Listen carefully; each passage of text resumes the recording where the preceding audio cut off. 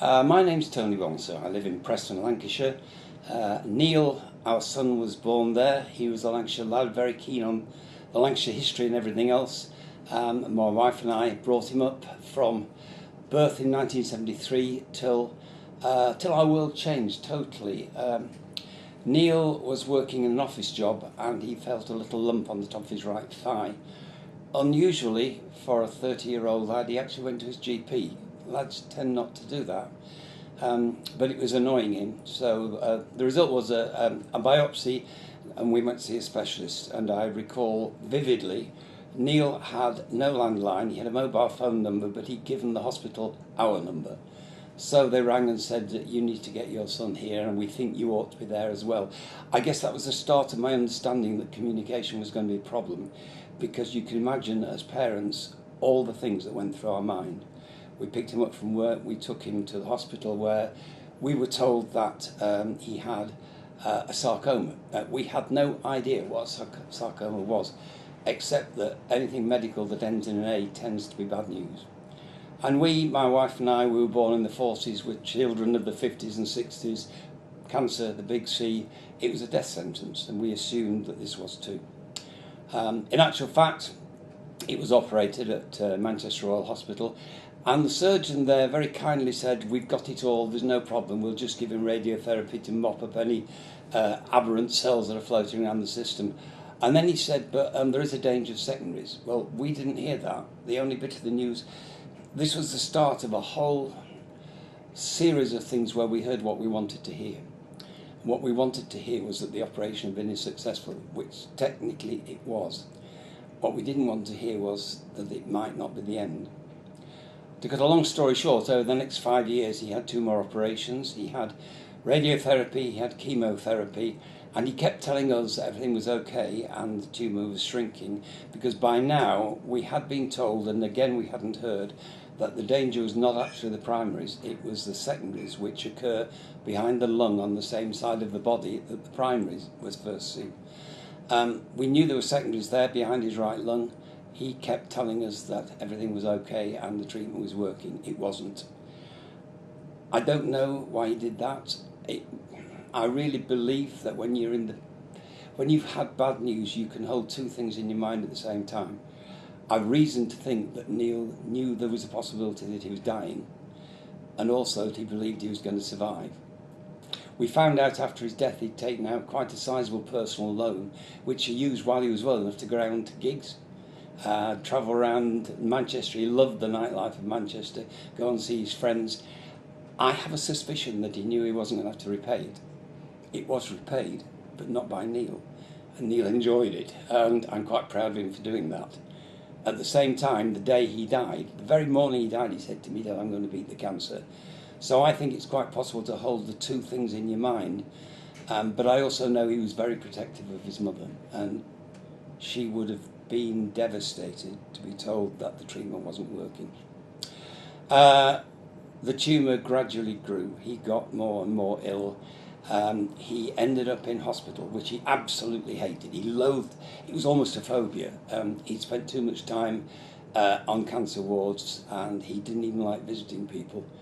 And all the time in hospital, I kept saying to me, "Dad, when can I go home?" Home for him was a flat in the centre of Preston. He was intensely independent, very, very proud. He always wanted his own flat. He wanted to move out of our house as soon as he could, and he got it.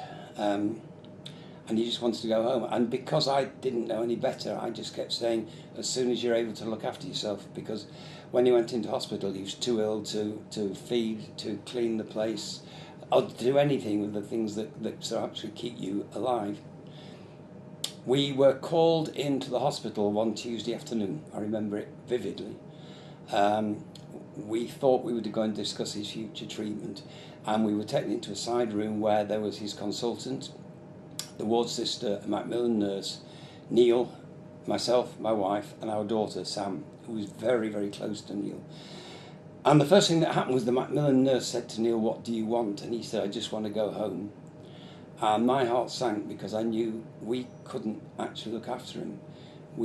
I have arthritis. But in any case, he was 35. We couldn't be carers, physically carers for our son, and nobody told us about the possibility of any help. Nobody mentioned home help or anything like that.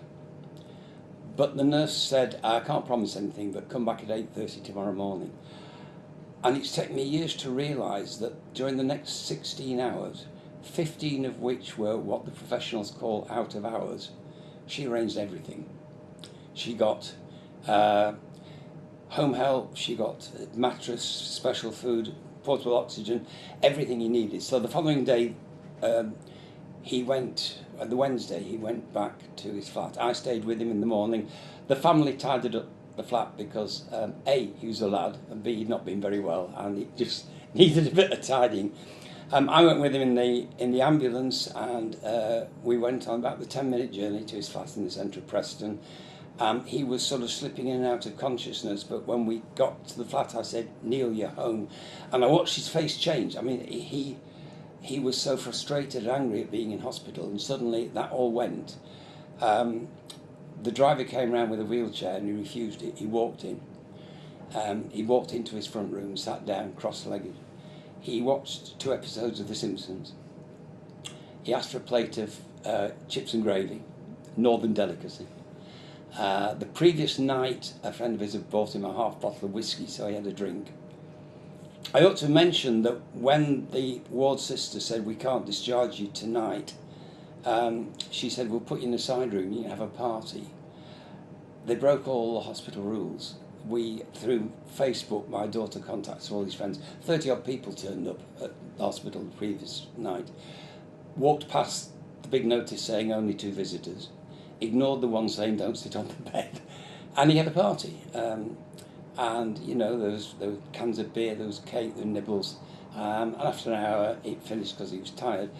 But I really believe that sometimes you have to tear up the rule book, and she did. And that's a really good memory, because somebody made it possible for him, in the same way the Macmillan nurse said, what do you want? And then made that happen. And it's that's the driving force for me. It's just talking to people and finding out what's important, what's their priorities. So he's back at his flat the following day, and he said, I'm feeling tired, I'll go to bed. So I went to his bedroom, which was surrounded by books. He was an absolute book lover. He was also a vinyl freak. Couldn't be doing with anything else but vinyl. He said the sound's better. So he was surrounded by all the things that mattered to him. He read a book on Manic Street Preachers, because, you know, Manchester fanatic. And 8 o'clock that night he died, very peacefully. And I was there, and it's the first time I ever genuinely understood the possibility of a good death, if it's the right place, with the right people, and you're where you want to be and doing what you want to do. Nevertheless, that was a life-changing blow to us, because nobody had told us, nobody had told us that your son's dying.